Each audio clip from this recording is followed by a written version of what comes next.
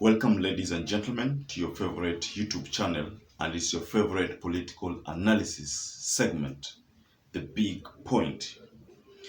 Moses Kuria has decided to disrespect the president and ask the president to stay in Kisumu and never come back. Moses Kuria went ahead and told the president, and I quote, "Miaka 10 haujawahi kuja hapa. Jamani, na nasikia uko Kisumu. Nenda uko Kisumu na uolewe." Dear viewers, those are not my words, but the words of Moses Kuria, Gatundu South MP. I think these unfortunate remarks are because of UHURU's recent tour of Kisumu to launch a vessel named MV Uhuru II. Now, before we delve into the analysis of our today's session, I would like to personally urge first-time viewers to kindly subscribe to our channel and hit the notification bell so that every time we upload a video, you become the first person to get notified. Now, Moses Kuria is known for badmouthing other leaders and communities, and Kenyans were not shocked at the utterances made while at a rally in Thika town within Kiambu County. You know the history of Moses Kuria as far as those kind of remarks are concerned, and you're aware that a particular time Moses Kuria had to face the court for such utterances. But now this time round, Moses Kuria has hit directly at the president. Now, ladies and gentlemen, allow me to share with you a section of that clip where Moses Kuria made those damaging and overly unfortunate remarks.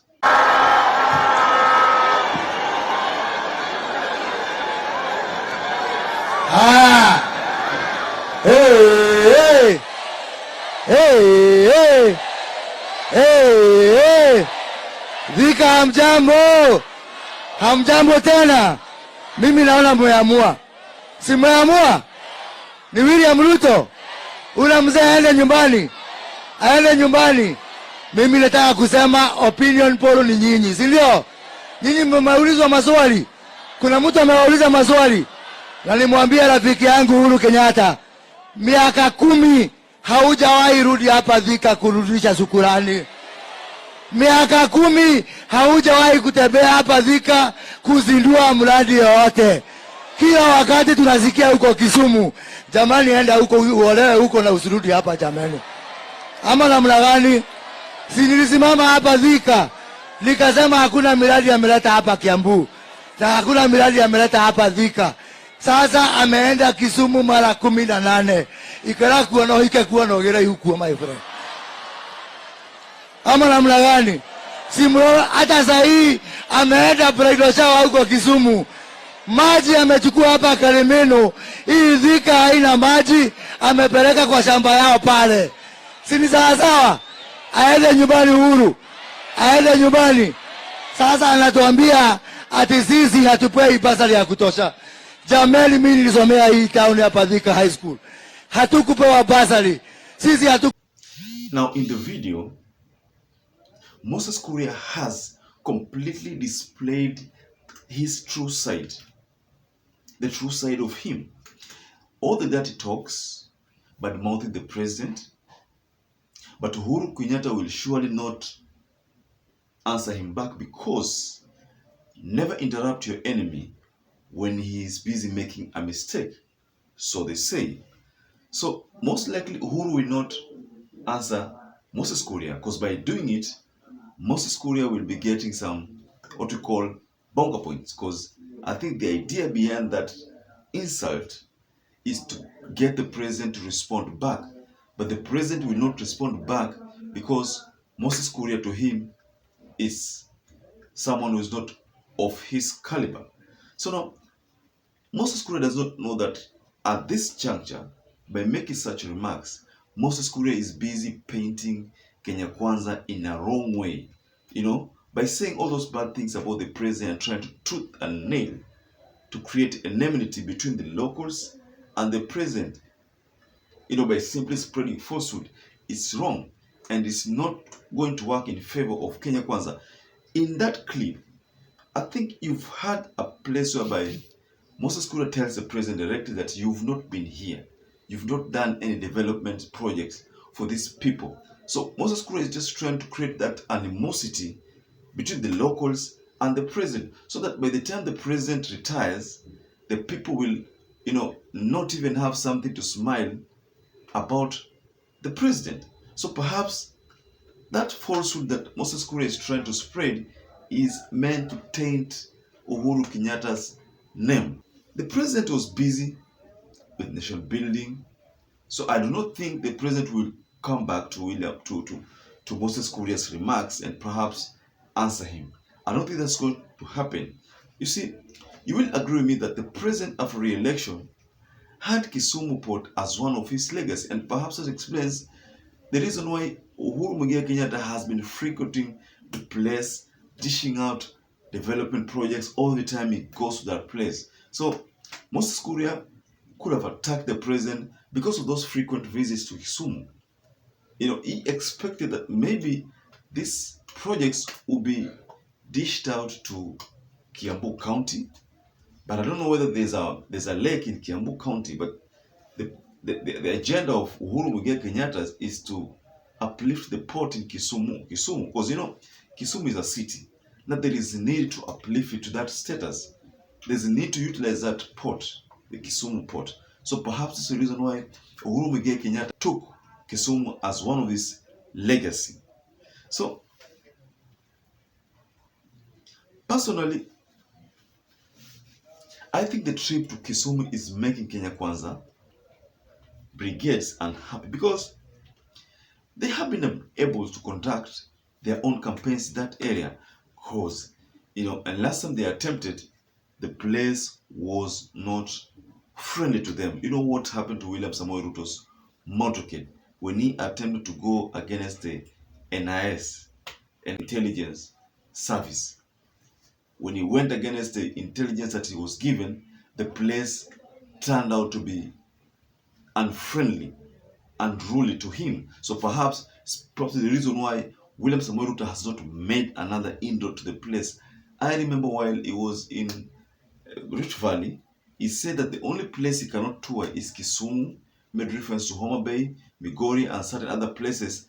Then he said that Raila Amollo Odinga has sealed off those places, that no any other politician can tour the place. But you see, Ruto is making a false remark by saying that because we know Wajakoya has toured the place and campaigned successfully. So it depends with your strategy. So the idea that the place is not is sealed only for Raila Amollo Odinga's access is not right.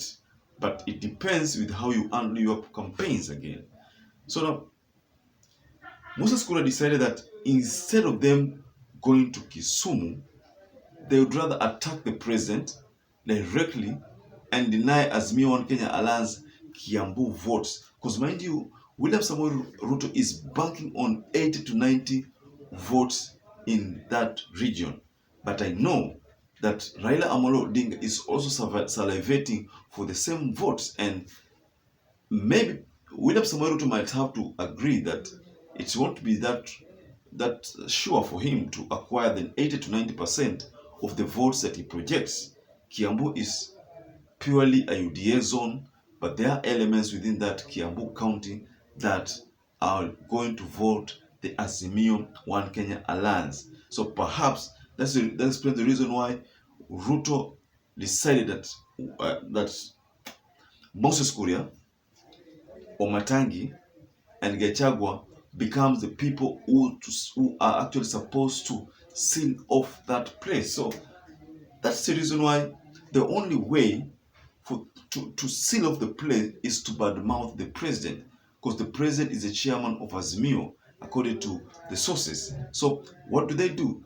They talk bad about the president because the president's sole candidate is Raila Amollo Odinga. So by attacking the president, they are merely trying to tell the people not to go Uhuru Kenyatta's way. Because if you go Uhuru Kenyatta's way, and Uhuru Kenyatta did not give you those projects that he promised you, then if Raila Amollo becomes the president, then they might not benefit again. So that is a message that, the inciting message that Moses Kuria is trying to convey to the locals in Kiambu County. But mind you, Kabogo has been campaigning against Moses Kuria's wishes, because Kabogo almost told the residents to vote for Raila Amollo Odinga directly. So, dear ladies and gentlemen, we'd like to wind up there, but do you think Kuria is being respectful by using the utterances that he made? Please listen to this clip again. Shukrani. Miaka 10 haujawahi kutembea hapa Thika kuzindua mradi yote. Kila wakati tunasikia huko Kisumu. Jamani, enda huko uolewe huko na usirudi hapa jamani.